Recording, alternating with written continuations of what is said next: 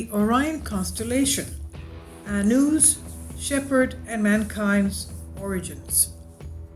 Even the word Anu is used by the Native American Indians as a word signifying friend. And we know this alignment of the Orion pyramids is found in Mexico, Egypt, even the China pyramids. And also the fact that they have such a similarity in the construction shows us that the civilizations that constructed them probably had connections with each other. Now, why is this pattern of stars repeated in monuments throughout the ancient world? Why did ancient man consider Orion as one of the most important constellations in the sky? And we're also going to show you something recently found in Ecuador, a pyramid showing the underbase of it, the underneath part of it, with dots showing the constellation of Orion and the belt of Orion, and the fact that it shines with a mysterious blue light under black light. And it has writings underneath with the Proto-Greek alphabet saying, the Son of God, the Son of the Creator comes, in the present tense, that is. Now that eye shines as well, but it's not a human eye, it's some other type of an eye. Very mysterious technology and message underneath it, right here. Those dots and the stars around represent the constellation of Orion. These are found right underneath the pyramid. Now, so why is this pattern of stars repeated among the ancient world, and why did ancient man consider Orion as one of the most important constellations? And UFO disclosure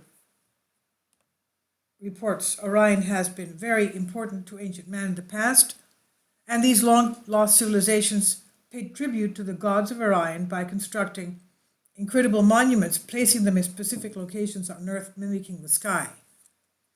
Basically, most of these were put on ley lines of the Earth. So the ancients even knew where the magnetic connections of the Earth were. The Earth's geomagnetic fields were the strongest. We already know the ancient Greeks, for example, built temples with columns in the front because when you used to stand between the columns, you had an improved health situation because of the magnetic energy flowing through you around the columns when you were standing amongst the columns.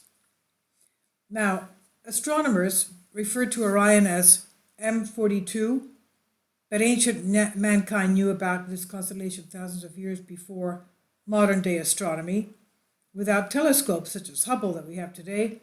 And the questions are how and why. Okay, we've already posted a video concerning the fact that ancient Greeks had telescopes. Now, Orion is literally a place where stars are born, and astronomers refer to it as a stellar nursery, quote unquote.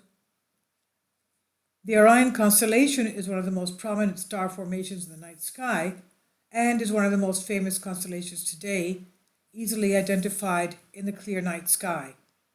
It's named after the Greek demigod Orion of the 8th century BC.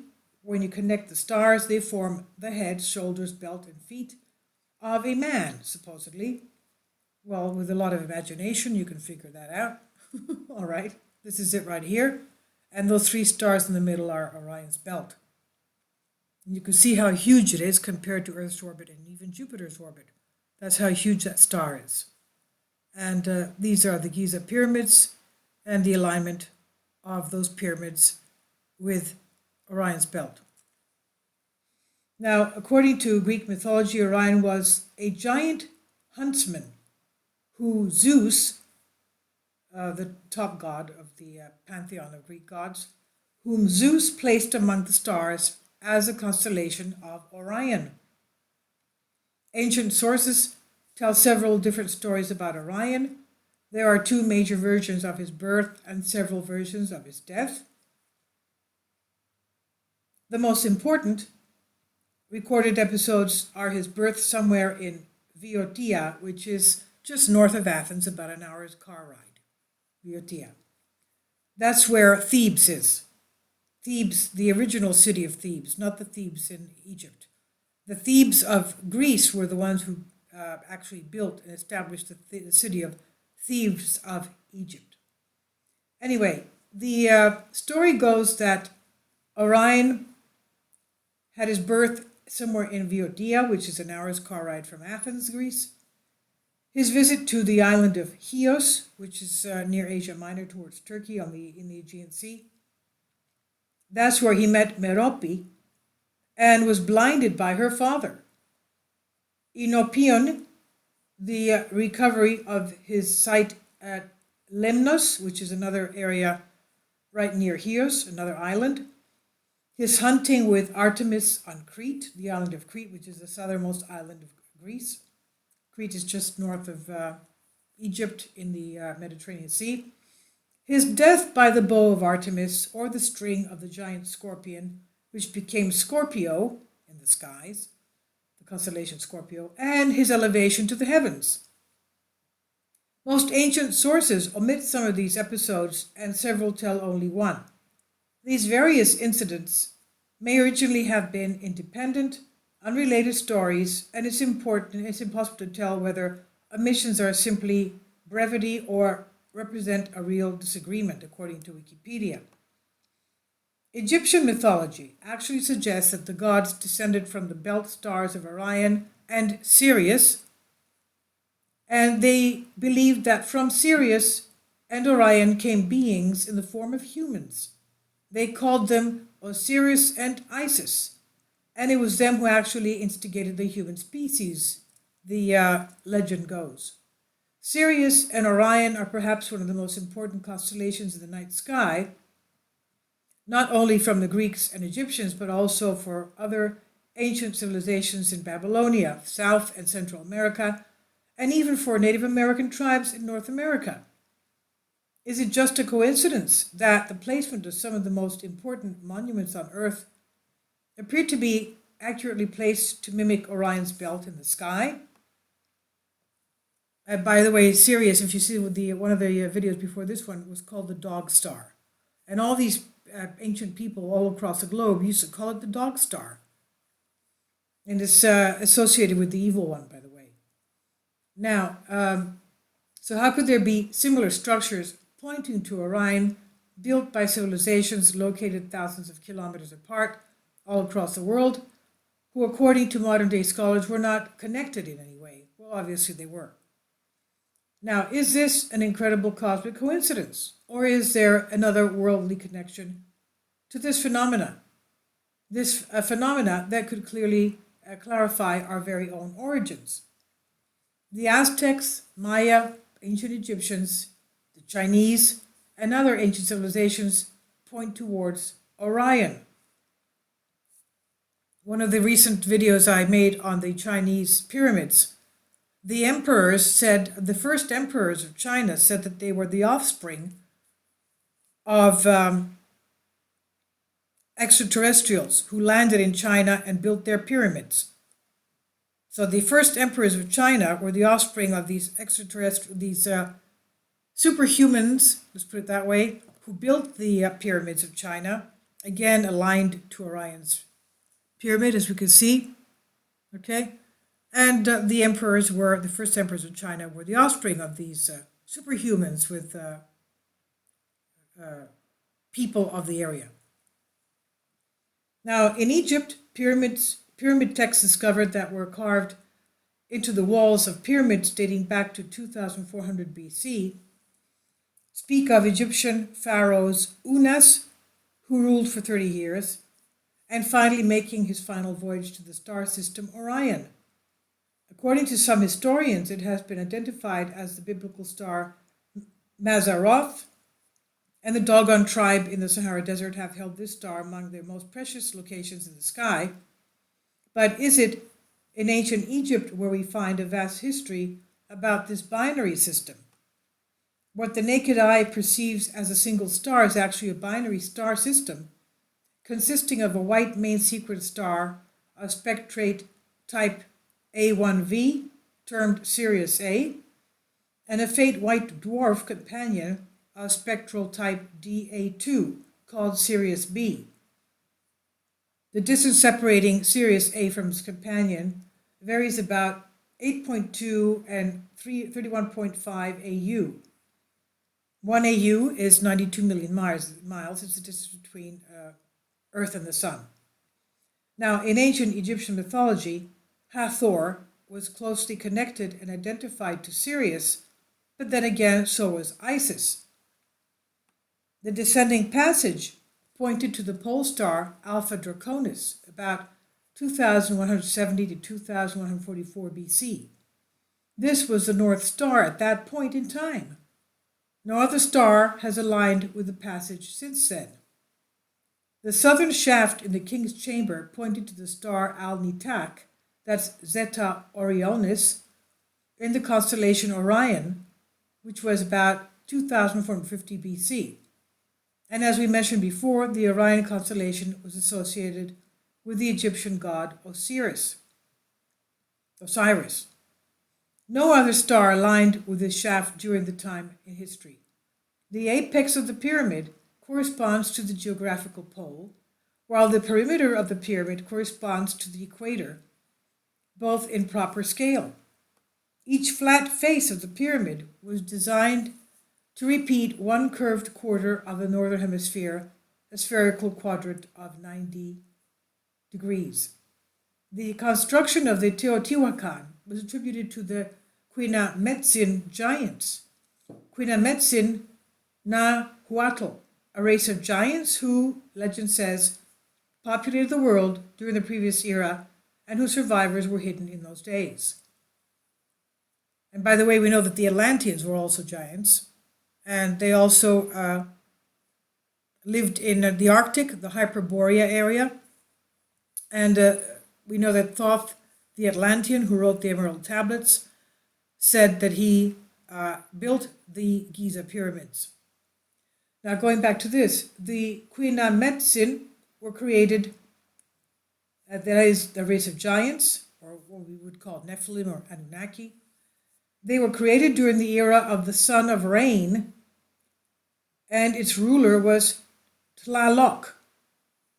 Sirius was also ancient Egypt's inspiration for one of its first calendars. In the Egyptian Sirius calendar, the year began with the heliacal rising of Sirius. And here we see the belt of Orion pointing to the lower left around 7 o'clock position to Sirius, as you can see that red arrow right there. The true companion star of Sirius, Sirius B, is made up of super dense matter, which is heavier than any normal matter in the universe. And the weight of this tiny star is the same as that of a gigantic normal star, they say. The Dogon also, as we know, say that Sirius B is heavy, quote unquote, and they speak of its weight. How would they know that? They're an African tribe, and they don't know, they don't even have any, education, let alone astronomical education, knowledge. It's very interesting that the Babylonians describe Orion both as a constellation and a supreme being, and he is referred to as the, quote, loyal shepherd of heaven, quote unquote. They called the constellation Orion Sipazi Anna, which some researchers translated as the shepherd of Anu, or the shepherd of heaven, because Anu was seen as the god of heaven. The Babylonian star catalogs describe the precise movements of various celestial bodies, and according to some researchers, these clay tablets provide proof that the ancient civilization of Babylon obtained celestial knowledge from star travelers, extraterrestrial beings that came to Earth in the remote past. The Babylonian star catalogs are a collection of information with extremely accurate mathematical equations, and more importantly, distance between planets, and archaeologists and researchers are baffled and cannot answer the question how a civilization in the past could have had this kind of knowledge. We have wide field views showing us regions of sky in the famous constellation of Orion, the Hunter, as seen in visible light. And here we have the above wide field view It shows a region of sky in the famous constellation of Orion, the Hunter, as seen in visible light. Beautiful, isn't it? The large bright feature at the top of the image is the well-known Orion Nebula, Messier 42. This view was created from images forming part of the Digitalized Sky Survey 2, credited to ESO Digitalized Sky Survey 2 Acknowledgement, David de Martin.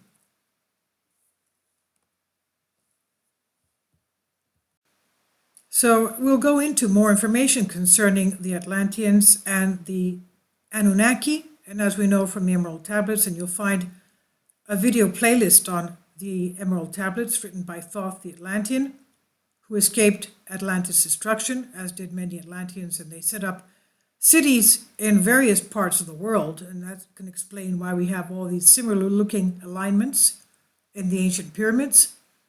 And they had space flight, and they had air travel, and they had interdimensional magic knowledge, which was to the detriment of the world and humanity. That's why they were destroyed with God's divine intervention, thank goodness, because they were not well behaved. Now, I'll leave a link below for you for this. This is on Humans Are Free.